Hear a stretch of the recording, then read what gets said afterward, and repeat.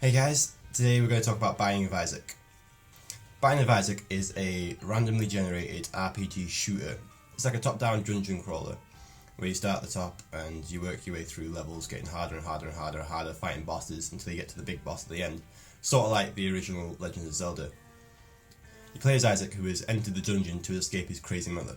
Upon entering the dungeon, he realises his troubles aren't over, because now he has to fight crazy monsters, discover secrets and unlockables, fight bosses, and eventually square off against his mother at the very end. Along the way, Isaac might find bizarre treasures which change his appearance and abilities, meaning that he won't be the same at the very end as he was at the start. What this all basically means is you play a character who's got to fight monsters at each level, getting harder and harder and harder. It's randomly generated, which means you can play for hours and hours and hours without it feeling old. I think I've played this game for about 20 hours and I'm still playing it, still finding new things, and still discovering new secrets.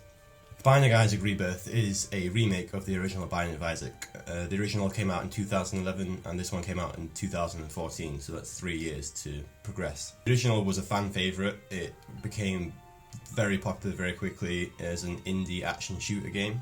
The series was created by Edward McMillan, who is a well-known artist for creating Flash games. It's a very particular art set, which is cartoony / gory. The most notable difference between the old Isaac and the new Isaac is the new game engine, which basically allows you to play at 60 frames per second, a complete graphics overhaul.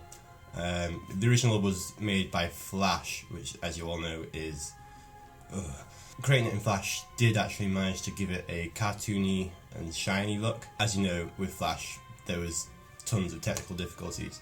However, with this new one, there's no technical difficulties. I've had zero glitches, everything runs so smoothly. You load it up and you know there's going to be no troubles. 60 frames per second, everything looks buttery smooth. Big game fans of the series might notice that Rebirth is a lot more shooty than the original. The dependable frame rate from the new game engine allows for more intense fighting experiences. Whereas the first one you would probably not use your tears so much to kill the enemies, in this one you actually do have to use your tears quite a lot. A lot of the new bosses in this Rebirth one are more aggressive, bigger, stronger, so it's a lot more difficult, but at the same time it's slightly easier due to this new game engine. Particularly the final bosses, they are a lot more trigger happy than what they used to be. However, thankfully, this new Rebirth game does not shy away from crazy item combinations. At one point, I was so overpowered that one shot could kill most things. You can get different combinations of lasers, beams, huge tears, backwards tears. The combinations are endless. You just need to have the luck and the run to find it. As each run is different, you've no idea what you're going to get, so it's just luck really. But at some points in this game, you will be extremely overpowered, which is very useful because this game is a lot more difficult than the original. Along with other technical advancements, there's a lot more variety in the rooms in this new one. In the old one, you'd be stuck with the old rectangular room and there'd be no difference, no matter what level in the dungeon you were.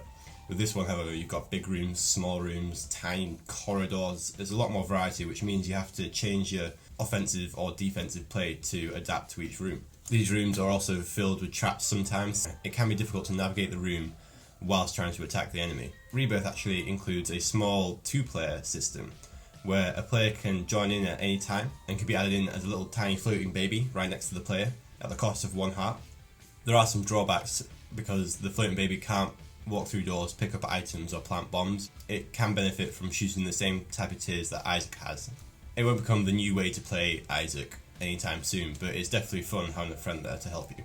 The new game also supports game controllers. I've been playing with a keyboard, but it does have the ability to use a controller if you'd like, which is very useful because people hate keyboards sometimes, so if you want a controller, you can do that. You can also choose between normal and hard mode. Normal mode is hard enough as it is, but if you get used to the game and you've unlocked several other characters, then you might want to try hard mode.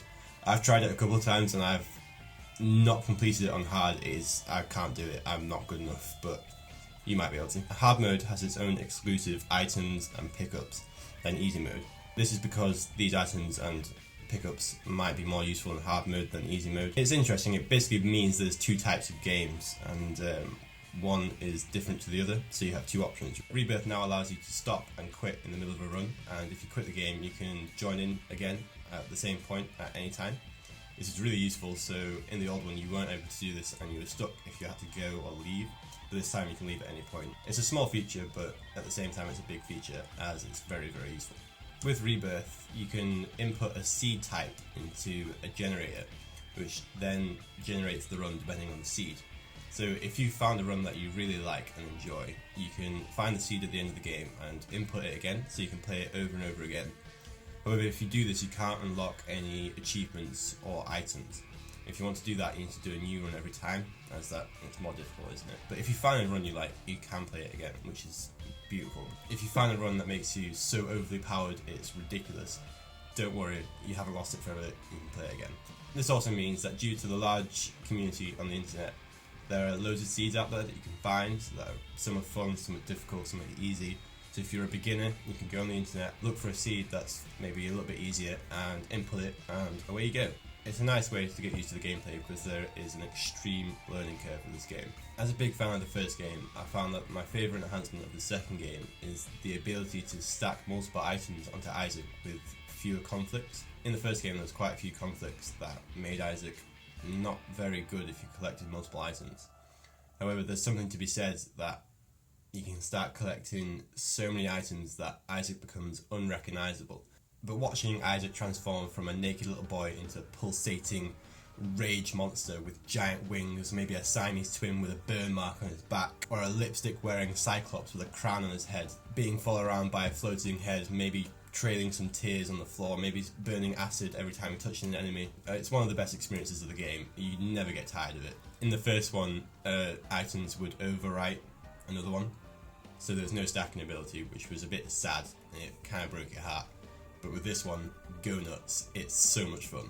I love everything about this game. As you could probably tell, I could not recommend it enough. It is so much fun. Every game is new, every game has got something different, every game is hard.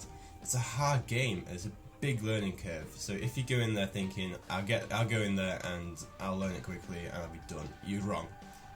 You'll spend about a good 5 hours learning how to play it, memorising what enemies do what. I've been playing this game for 20 hours and I still don't know every item in the game. I've been having to play it and then look at the wiki at the same time if I don't know an item. That being said, doing that kind of spoils the mystery of the game, so I don't think I would recommend that. I recommend learning what the items do for yourself.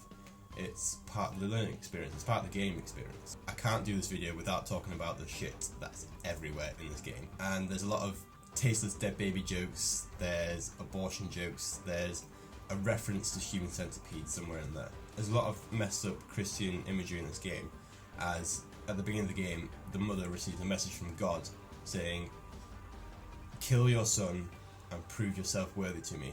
The mother doesn't hesitate, she grabs the knife, chases Isaac, he has to run away, jump into the basement, and that's where the story begins. The game is gross. There's blood, there's gore, there's shit, there's these crazy monsters, very tasteless. There's a vagina that shoots lasers. So if you're a little bit squeamish or don't like gross stuff, then maybe this game isn't for you. I do believe the game has earned this nastiness rather than just being gross for gross sake. The game utilises these aspects. It wouldn't be Binding of Isaac without these elements of it.